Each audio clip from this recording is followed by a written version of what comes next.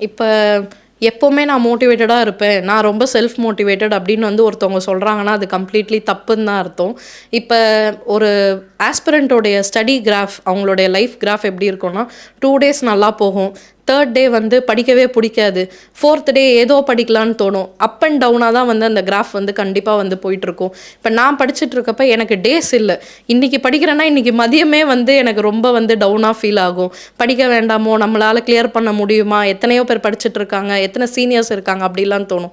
இந்த மாதிரிலாம் தோன்றப்ப நம்ம எதுக்காக இந்த சர்வீஸ்க்குள்ளே வந்தோம், எந்த ஒரு வேலையை, ஒரு நல்ல வேலையை விட்டு வந்திருக்கோம், நமக்குன்னு ஒரு எய்ம் இருக்குது, நம்மளை நம்பின பேரண்ட்ஸ் இருக்காங்க, இதெல்லாம் தாண்டி அப்பயும் உங்களுக்கு ஸ்டில் டவுனாக ஃபீல் ஆகுறப்ப யூடியூப் போயிட்டு ஒரு குட்டி குட்டி மோட்டிவேஷனல் ஷார்ட்ஸ் பார்ப்பேன். அதுக்கப்புறம் என்ன நானே மோட்டிவேட் பண்ணுறதுக்கு ஏதாவது கோட்ஸ் எழுதி வச்சுருப்பேன், அதை திருப்பி பார்க்குறது. நம்ம வந்து நம்மளோட பேர் பக்கத்தில் வந்து இந்த சர்வீஸ்ன்னு எழுதி வச்சுருப்போம், அதெல்லாம் ரீவிசிட் பண்ணி பார்க்குறது மூலயமா தான் என்ன நானே வந்து மோட்டிவேட் பண்ணிக்கிட்டேன். நிறைய பேரோட சக்ஸஸ் ஸ்டோரி கேட்பேன்.